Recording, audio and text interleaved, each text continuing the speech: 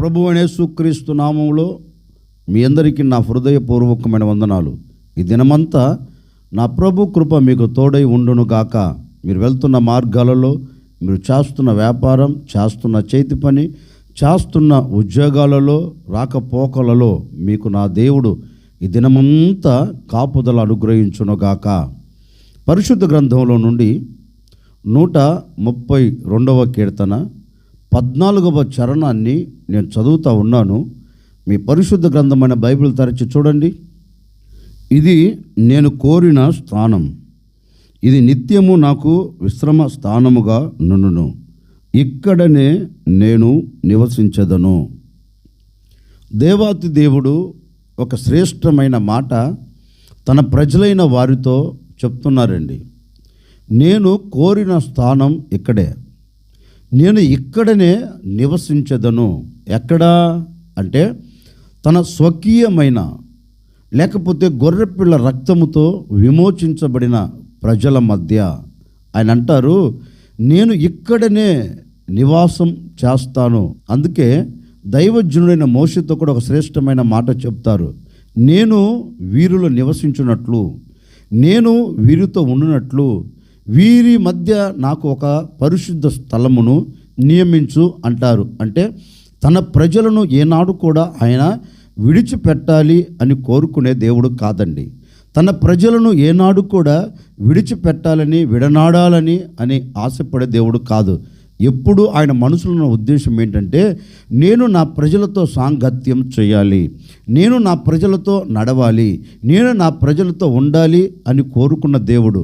అందుకే ఆది ప్రారంభములోనే దేవుని మనసులో ఉన్న ఉద్దేశాన్ని నెరవేర్చి ఒక మానవుణ్ణి తయారు చేశాడు, ఒక మానవుణ్ణి కలుగ చేశాడు. ఎందుకని అంటే ప్రతిదినం అతనితో నివాసం చేయాలని, ప్రతిదినం అతనితో సాంగత్యము చేయాలని, ప్రతిదినం అతనితో నడవాలని, ప్రతిదినం అతనితో మాట్లాడాలని దేవుడు ఆదిలోనే, ప్రారంభములోనే, మానవుడిని తయారు చేసే ప్రారంభములోనే ఆయన మనసులో ఉన్న ఆలోచనను నెరవేరుస్తూ వచ్చాడు. ఆదామును తయారు చేశాడు, ఆదాముకు జీవాన్ని పోశాడు, ఆదాము ఆయన పోలికలో కలగ చేసుకున్నాడు. ఆదాముతో ప్రతి చల్లపూట పరలోకమును విడిచి భూమి మీద అడుగుపెట్టి ఏదెను తోటలో ఆదాముతో సహవాసం చేస్తూ ఆనందపడే దేవుడు. మన దేవుడు ఎవరు అంటే మనతో నివాసం చేయాలని కోరుకునే దేవుడు అండి. మన దేవుడు ఎవరు అంటే మనతో నివసించి, మనతో కలిసి బ్రతికి, మనతో కలిసి నిలిచి, మనతో నడిచి, మనము ఆనందపడుతుంటే మన ఆనందాన్ని ఆయన చూచి ఆనందపడే దేవుడు. మనం కన్నీరు కారుస్తుంటే కన్నీళ్ళు చూస్తూ నిలిచిపోయేవాడు కాదు. మనము కన్నీళ్ళ మధ్యలో, కష్టాల మధ్యలో నిలబడితే మనకు దూరం అయిపోయేవాడు కాదు. అందుకని కాదు, ఆయన మనల్ని తయారు చేసుకుంది. మనతో ఉండి మన కష్ట సుఖాలు, మనతో ఉండి మన బాధలు ఆయన అనుభవించి మనకు సంతోషం ఇవ్వాలనే మనతో కూడా నివసించేదానికి ఆయన ఇష్టపడ్డాడు. పరలోకాన్ని విడిచి పరలోకంలో దేవదూతల సమూహముతో ఉండకుండా మనతో ఉండేదానికి ఆయన ఇష్టపడ్డాడండి. ఇష్టపడి మన యొద్దకు వచ్చాడు. అందుకే అంటారు, నేను ఇక్కడనే నివసిస్తాను. ఎక్కడా? నీవు ఎక్కడ ఉంటావో అక్కడ ఆయన నివసిస్తాడు. నువ్వు ఎక్కడ అడుగులు వేస్తావో అక్కడ ఆయన నీతో అడుగులు వేస్తాడు. అందుకే ఆయన అంటున్నాడు, నేను ఇక్కడనే నివసిస్తాను. మరి ఎక్కడ నివసిస్తాడు ఆయన అంటున్నాడు కదా, నేను ఇక్కడనే నివసించేదను. ఎక్కడ నివసిస్తాడు? అందుకే దేవుని వాక్యంలో కూడా చక్కగా రాయబడిన మాట ఏంటంటే, నేను ఎక్కడంటే అక్కడ నివసించను. ఎందుకంటే నేను పరిశుద్ధుడను గనుక ఎక్కడైతే పరిశుద్ధ స్థలము నీవు నాకు నిర్మిస్తావో, ఎక్కడైతే పరిశుద్ధ స్థలమును నీవు నాకు నిర్ణయిస్తావో ఆ పరిశుద్ధ స్థలములు నేను నివసిస్తాను. మన దేవుడు ఎవరు? పాపాత్ముడు కాదండి. మన దేవుడు ఎవరు? పాపంలో మునిగిపోయిన వాడు కాదండి. మన దేవుడు ఎవరు? పవిత్రుడైన దేవుడు. మన దేవుడు ఎవరు? పరిశుద్ధుడైన దేవుడు. మన దేవుడు ఎవరు? కామ, క్రోధ, మోహ, మద మత్సర్యాలు లేని ఏకైక పరిశుద్ధుడైన దేవుడు. ఆయన అంటున్నారు, నేను నివసించున్నట్లు నా కొరకు ఒక పరిశుద్ధ స్థలమును నియమించు అంటాడు దైవజనుడైన మోషేతో.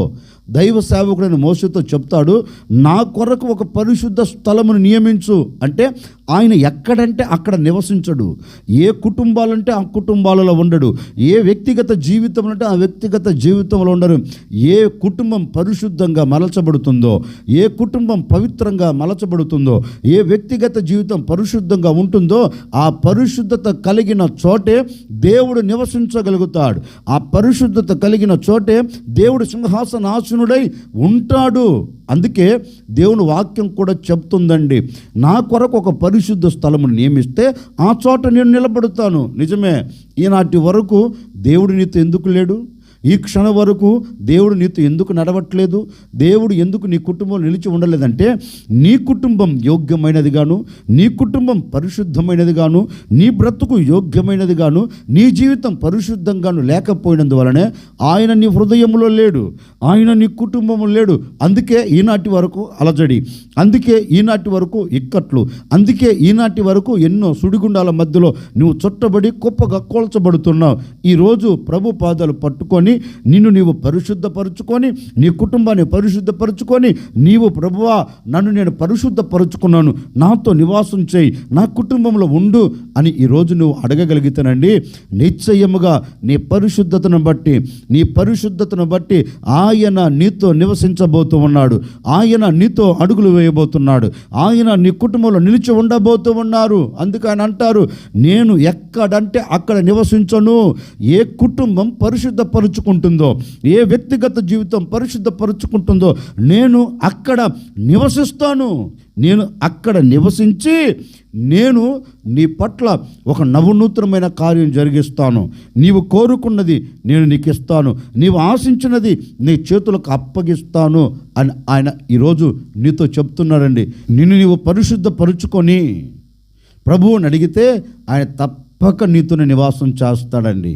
ఎక్కడ నివాసం చేస్తాడు అంటే, లేఖనంలో రాయబడిన మాట, స్తుతించే ప్రజల మధ్యలో నీవు మనసు విప్పి నీవు ఆయన స్తుతిస్తే స్తుతుల సింహాసనం మీద ఆయన నివాసం చేస్తాడు.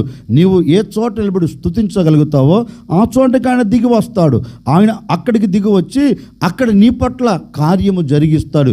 నీవు మనసు విప్పి స్తుతిస్తూ ఉండగా నీ ఎదుట నిలబడిన ప్రాకారాలు గొప్పగా కోల్చబడుతాయండి. ఎందుకని? ఆయన నీతో నివాసం చేస్తున్నాడు. ఎందుకని చేస్తున్నాడు? నీవు స్తుతిస్తున్నావు, నీవు మనస్ఫూర్తిగా ఆయన్ను కొనియాడుతూ ఉన్నావు, నీ స్తుతి అర్పణ ఆయనకు అర్పిస్తున్నావు గనక ఆయన నీతో నివాసం చేయుటకు, ఆయన నీతో నివసించుటకు సింహాసనం విడిచి నీ స్తుతులనే సింహాసనం మీదకి దిగి రాగలుగుతాడండి. నీవు మరి ఈ దినాన స్తుతిస్తున్నావా? దేవుని పాదాలు పట్టుకొని మనస్ఫూర్తిగా ఆయన సన్నిధిలో స్తుతి అర్పణ అర్పిస్తున్నావా? కృతజ్ఞత కలిగి నీవు మనసు విప్పి స్తుతి అర్పణ అర్పిస్తూ ఈరోజు నీవు కొనసాగించబడుతున్నావా? స్తుతి అర్పణ అర్పిస్తూ సాగి వెళుతున్నావా అంటే లేదండి, స్తుతి అర్పణ అర్పించలేకపోతున్నావు. కష్టం కలిగినప్పుడు దేవుని విడిచిపెడుతున్నావు, కష్టం కలిగినప్పుడు దేవుని మర్చిపోతున్నావు, ఇబ్బందులు నేను పలకరిస్తున్నప్పుడు దేవునికి దూరం అవుతున్నావు, కష్టం నెమ్మది లేకుండా బ్రతుకుతున్న దినాలు నీ ముంగిటి నిలబడినప్పుడు ఏం చేస్తున్నావు అంటే దేవుని సన్నిధికి దూరం అయిపోతున్నావు. మరి ఎలా నీతో ఉండగలడండి? చూడండి, ఏబును గురించి చక్కగా పరిశుద్ధ గ్రంథం చెప్పకనే చెబుతుంది. ఏబు అన్నీ కోల్పోయినా, ఆస్తి కోల్పోయాడు, అంతస్తులు కోల్పోయాడు, ఉన్నవన్నీ కోల్పోయాడు, పనులను కోల్పోయాడు, మందలను కోల్పోయాడు, పొలాన్ని కోల్పోయాడు, పంటను కోల్పోయాడు, ఆఖరికి కడుపున పుట్టిన కన్నబిడ్డలు తన కళ్ళ ముందు కనుమరుగైపోయిన సంగతిని అతడు తెలుసుకున్న తర్వాత అతడు అంటాడు, యెహోవా ఇచ్చెను, యెహోవా తీసుకొని వెళ్ళను, ఆయనకే స్తుతి కలుగునుగాక, ఆయనకే మహిమ కలుగునుగాక. చూడండి, ఏబులో ఉన్న ఎంత విశ్వాసమో చూడండి. అన్నీ కోల్పోయినా దేవుణ్ణి స్తుతించడం మాత్రం మర్చిపోవట్లేదండి. మనమైతే కొంచెం కష్టం కలగగానే దేవుణ్ణి స్తుతించడమేమో పక్కన పెట్టి దేవుణ్ణి దూషించడం ప్రారంభిస్తాం. అసలు దేవుడు నాకు ఏం మేలు చేశాడండి, దేవుడు నా పట్ల ఏం కార్యం చేశాడండి అని దేవుణ్ణి దూషిస్తామండి. కానీ ఏవో అలా చేయలే, దేవుణ్ణి స్తుతించాడు. అందుకే అతని స్తుతుల మీద దేవుడు ఆసీనుడై అత్యధికముగా అతన్ని ఆశీర్వదించాడు, అత్యధికముగా అతన్ని దీవించగలిగాడు. అంటే ఈ రోజున మన కుటుంబం ఎందుకు శాపాన్ని చూస్తుంది? ఈ రోజున ఎందుకు మన కుటుంబం కన్నీళ్లను చూస్తుంది? ఈ రోజున ఎందుకు మన కుటుంబం కష్టాల మధ్యలో కూరుకొని పోయిందంటే నీవు స్తుతించే అనుభవం నీకు లేక, ఈరోజు నువ్వు స్తుతించే అనుభవంలో నువ్వు అడుగు పెడితేనండి, ఈరోజు నువ్వు స్తుతించే అనుభవంలో నువ్వు నిలిచి ఉంటేనండి, నీ నోట స్తుతి అర్పణ రాగలిగితే, నీ మనసులో స్తుతి అర్పణ ఉండగలిగితే, నిశ్చయముగా నీ స్తుతులనే సింహాసనం మీద నా ప్రభు ఆశీనుడై ఉండబోతూ ఉన్నాడు. ఈ దినము నుండి నువ్వు ఎక్కడ స్తుతులు చెల్లిస్తున్నా అక్కడ స్తుతి సింహాసనాసీనుడై ఉండి నీ పట్ల అద్భుతం చేయబోతూ ఉన్నాడు. ఈనాటి వరకు నిన్ను వెంటాడుతున్నా, నిన్ను పట్టుకున్నా, నిన్ను అడ్డుపడవేసిన ప్రతి ఆటంకాలన్నిటి నా దేవుడు బ్రద్దలు చేయబోతూ ఉన్నారు. ఇశ్రాయేలీయుల ఎదుట ప్రాకారాలు గొప్పగా కూల్చి వారిని దాటేటట్లుగా చేసిన దేవుడు. ఈ దినం నీవు స్తుతించడం ప్రారంభిస్తే ఆయన నీతో నివసించి, ఆయన నీతో ఉండి, నీవు ఎక్కలేని వాటిని, నీవు దాటలేని వాటిని, నీవు జయించలేని వాటన్నిటి మీద జయమిచ్చి మిమ్మల్ందరినీ దాటించబోతూ ఉన్నాడు. మిమ్మల్ందరినీ అద్దరికి చేర్చబోతూ ఉన్నారు. ఈరోజు నీవు మనసు విప్పి ఆయనను నువ్వు స్తుతిస్తే అక్కడ ఆయన నివసిస్తాడు. అక్కడ ఆయన నివసించి నీ ప్రాకారాలన్నిటిని సదును భూమి చేస్తాడు. ప్రాకారాలన్నీ నీ కాళ్ళ కిందకు వస్తాయి. నువ్వు దాటుకొని సంతోషకరంగా వెళ్ళగలుగుతావు. ఎక్కడ ఆయన నివసిస్తాడు అంటే పరిశుద్ధ స్థలం. ఎక్కడ ఆయన నివసిస్తాడు? స్తుతించే ప్రజల మధ్యలో. ఎక్కడ ఆయన నివసిస్తాడు? లేఖనములు రాయబడిన మాట తెలుసండి, 2-3 కూడి నా నామమున ఎక్కడైతే ప్రార్థిస్తారో అక్కడ నేను నివాసం వారితో చేస్తా. అంటే 2-3 కూడి అంటే ఎక్కడ ఐక్యత ఉంటుందో, ఎక్కడ ఐక్యత నిలిచి ఉంటుందో అక్కడ ఆయన నివాసం చేస్తాడంటండి. ఐక్యత లేని చోట కాదు, ఐక్యత లేని చోట ఆయన నివసించడు. ఐక్యత లేని చోట ఆయన ఉండేదానికి ఇష్టపడ్డాడు. ఎక్కడైతే ఐక్యత ఉంటుందో అక్కడ ఆయన నివసిస్తాడు. ఈరోజు ఐక్యత లేదా నీ జీవితమునకు, ఐక్యత లేదా నీ కుటుంబానికి, ఐక్యత లేదా నీ వ్యక్తిగత జీవితమునకు, ప్రశాంతత లేదా నీ కుటుంబంలో ఈరోజు ఐక్యతను నువ్వు కాపాడుకొని ఆత్మ కలిగించు ఐక్యతలో నువ్వు నిలబడితేనండి, ఆ ఐక్యత కోసం నువ్వు పట్టుదల కలిగి ప్రార్థన చేస్తున్నండి, నిశ్చయముగా ఐక్యత ఉన్న కుటుంబాలలో, ఐక్యత కలిగిన జీవితంలో ఆయన నివసిస్తాడు. ఆయన నివసించి నీ పట్ల కార్యం జరిగిస్తాడు. అందుకే లేఖనం చెప్పకనే చెబుతుంది, నేను ఇక్కడనే నివసిస్తా. ఎక్కడ నివసిస్తాడు? పరిశుద్ధత కలిగిన చోట. ఎక్కడ నివసిస్తాడు? స్తుతించే చోట. ఎక్కడ నివసిస్తాడు? ఐక్యత కలిగిన చోట. నా ప్రభు నివసించి మీ కుటుంబాల పట్ల ఆశ్చర్యమైన కార్యాలు జరిగించునుగాక. మరి ఇక్కడ నేను నివసించాలి అంటే పరిశుద్ధత కావాలి అన్నాడు, స్తుతించాలి అన్నాడు, ఐక్యత ఉండాలి అన్నాడు కదా. మరి ఈ అనుభవాలు కలిగి మనము బ్రతికినప్పుడు ఆయన మనతో నివాసం చేస్తాడు. మరి నివాసం చేసిన దేవుడు ఏం చేస్తాడు అంటే లేఖనములో ఒక చక్కని మాట రాయబడిందండి. ఈ పూట ఆ మాట మనం ధ్యానం చేసుకుందాం. కీర్తనల గ్రంథం 132వ కీర్తన 15వ చరణాన్ని నేను చదువుతా ఉన్నాను. దాని ఆహారము నేను నిండారులుగా దీవించదను, దానిలోని బీదలను ఆహారము చేత తృప్తిపరచెదను. ఆయన ఒక వ్యక్తిగత జీవితంలో, ఒక కుటుంబంలో నివసిస్తే జరిగేది ఏంటి అంటే ఆ కుటుంబం అంట, ఆ వ్యక్తిగత జీవితం అంట నిండారులుగా దీవించబడుతుందంటండి. అంటే ఏ కొదవ, ఏ కొరత, ఏ లేమి అనే మాట ఆ గుడారంలో కనపడదంటండి. నిశ్చయముగా ఆ కుటుంబం నిండారుగా దీవించబడుతుందని లేఖనం సెలవిస్తుంది. ఒకవేళ ఈనాటి వరకు ఆయన నీతో లేడు గనుకనే దేవుడు అనుగ్రహించే దీవెన నీకు కలగలేదేమో. ఆయన నీ కుటుంబంలో నివసించలేదు గనుకనే నీవు చేస్తున్న వ్యాపారంలో ఒక దీవెన కలగలేదేమో, నీవు చేస్తున్న చేతి పనిలో ఒక దీవెన కలగలేదేమో, నీవు ఉద్యోగంలో ఒక దీవెన నీకు కలగలేదేమో. వీటన్నిటికీ ప్రబలమైన కారణం ఏంటి అంటే ఆయన నీతో నివసించలేకపోయినందువలన ఈ దీవెన నీకు కలగలేదు. ఈ దీవెన నీకు కలగాలి అంటే నువ్వేం చెయ్యాలంటే నువ్వు పరిశుద్ధపరుచుకోవాలి, నీవు స్తుతి చెల్లించాలి, నీవు ఐక్యతలో కలిగి ఆయన పాదాలు పట్టుకుంటే ఆయన నీతో నివసిస్తాడు. నివసించిన దేవుడు ఇప్పుడు నీతో చెప్తున్నారు, నేను నీతో నివసిస్తున్నాను గనుక, నేను నీ మధ్య నివాసం చేస్తున్నాను గనుక నిశ్చయముగా నేను నిండారులుగా నేను దీవిస్తాను, నిండారులుగా నేను నిన్ను ఆశీర్వదిస్తాను మన దేవుడు ఎవరు అంటే చేతులు చాపి ఆశీర్వదించగలిగిన దేవుడు అండి. నేను ప్రకటించే దేవుడు ఎవరు అంటే చేతులు చాపి ఆయన చేతులలో దాచబడిన ప్రతి ఈవిని నీకు దయచేయగలిగిన దేవుడు. లేఖనంలో కూడా చక్కగా రాయబడిన మాటని తెలుసండి, వారి మీద చేతులుంచి వారి వైపు చేతులెత్తి వారిని ఆశీర్వదించను అంటే నా ప్రభు ఆశీర్వదించగలిగిన దేవుడు. నీ శాపమును కొట్టివేయగలిగిన వాడు, నీ దరిద్రతను తీసివేయగలిగిన వాడు, నీ శాపమునకు విముక్తి కలగచేయగలిగిన వాడు, నీ వ్యాపారాన్ని నీ చేతి పనిని అంచెలంచెలుగా ఆశీర్వదించుటకు సర్వశక్తి కలిగిన దేవుడు. ఆ దేవుడు ఈరోజు నీతో చెప్పకనే చెబుతూ ఉన్నారు, నేను నిన్ను ఆశీర్వదించబోతూ ఉన్నాను. నిన్ను నీవు పరిశుద్ధపరుచుకున్నావు గనక, నీవు స్తుతిస్తున్నావు గనక, నీలో ఐక్యత ఉంది గనక నేను మీ మధ్య నివాసము చేసి నిండారులుగా నేను దీవించబోతూ ఉన్నాను. నిండారులుగా నేను మిమ్మల్ని ఆశీర్వదించబోతూ ఉన్నాను. మీరు ఆశీర్వాదానికి నాంది పలకబోతూ ఉన్నారు, దీవెనకు నాంది పలకబోతూ ఉన్నారు. ఇక మీదట మీ బ్రతుకు దినములన్నిట ఎక్కడ అడుగు పెట్టినా అక్కడ నా దేవుడు దీవెన కలగ చేయబోతూ ఉన్నాడు. ఎక్కడ అడుగు పెట్టినా అక్కడికి నా దేవుడు మీతో కూడా రాబోతూ ఉన్నాడు. మీ మధ్యలో నివాసం చేయబోతూ ఉన్నారు. మీ మధ్యలో నివసించి నా ప్రభు మిమ్మల్ని దీవెనలతో నింపి మీరు తృప్తికరంగా భుజించున్నట్లుగా, తృప్తికరంగా బ్రతుకున్నట్లుగా నా ప్రభు శ్రేష్టమైన దీవెనలు మీ చేతులకు అప్పగించబోతూ ఉన్నారు.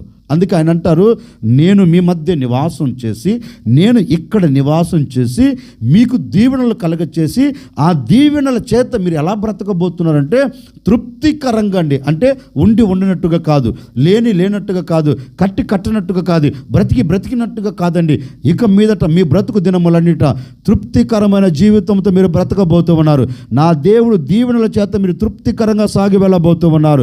నా దేవుడు దీవెనల చేత ఆనందకరంగా బ్రతకబోతూ ఉన్నారు. ఆత్మ సంబంధంగా, శరీర సంబంధంగా అన్ని విషయాల్లో మీరు దీవెనలు పొందుకొని తృప్తిగా బ్రతుకుదురుగాక. అందుకే దేవాతి దేవుడు అంటారు, నేను ఇక్కడనే నివాసం చేస్తా. మరి ఇక్కడ ఆయన నివాసం చేసి ఏం చేయాలి అనుకున్నాడంటే మనల్ని దీవించాలనుకున్నారు. ఆ దీవెనల చేత మనం ఎలా ఉండాలని కోరుకున్నాడంటే తృప్తికరంగా. ఒక సేవకుడిగా నిండు మనసుతో నేను మనసారా కోరుకుని మిమ్మల్ని ఆశీర్వదిస్తున్నానండి. ఈ దినము నుండి మీరు దీవెనలు పొందుకొనేదరుగాక, నిండారులైన దీవెనలు మీ కుటుంబాలకు కలుగునుగాక. ఆ దీవెనల చేత మీరు తృప్తికరంగా బ్రతుకుదురుగాక. ఆ దీవెనల చేత మీరు ఆనందకరంగా సాగి వెలుదురుగాక. ఇక మీ కుటుంబంలో కన్నీరు లేకుండా, మీ కుటుంబంలో వేదన లేకుండా, మీ కుటుంబంలో ఆహార కొరత లేకుండా, మీ కుటుంబంలో ఆర్థిక ఇబ్బందులు లేకుండా, మీ కుటుంబంలో అనారోగ్యం లేకుండా నా దేవుడు నిండాలుగా మిమ్మల్ని దీవించబోతూ ఉన్నాడు. సర్వ సమృద్ధితో నింపబోతూ ఉన్నాడు. సర్వ సమృద్ధిని మీరు కలగ చేయబోతున్నారు. తృప్తికరంగా బ్రతకబోతూ ఉన్నారు. ఆరోగ్యం కలగబోతుంది. ఆర్థిక ఇబ్బందులు తొలగిపోతూ ఉన్నాయి. అసమాధానం తొలగిపోతూ ఉంది. మీ కుటుంబంలో నా దేవుడు నిలిచి ఈ దీవెనలన్నీ మీ కుటుంబానికి దయచేయునుగాక. ఆశ్చర్యకరుడా, మీకు స్తోత్రాలు చెల్లిస్తూ ఉన్నా. మీ బిడ్డలు ఎందరైతే కోరుకున్నారో, ఎందరైతే ఆశపడ్డారో, నా జీవితంలో, నా కుటుంబంలో నా దేవుడు నివాసం చేయాలని ఎందరైతే కోరుకున్నారో, ప్రతి గుడారములో, ప్రతి కుటుంబంలో, ప్రతి వ్యక్తిగత జీవితంలో మీరు నివసించెదరుగాక. నివసించి నాయన ప్రతి కుటుంబాన్ని దీవించండి, ప్రతి వ్యక్తిని దీవించండి, ప్రతి వ్యాపారాన్ని దీవించండి, ప్రతి చేతి పనిని దీవించండి, ప్రతి ఉద్యోగాన్ని దీవించండి నాయన.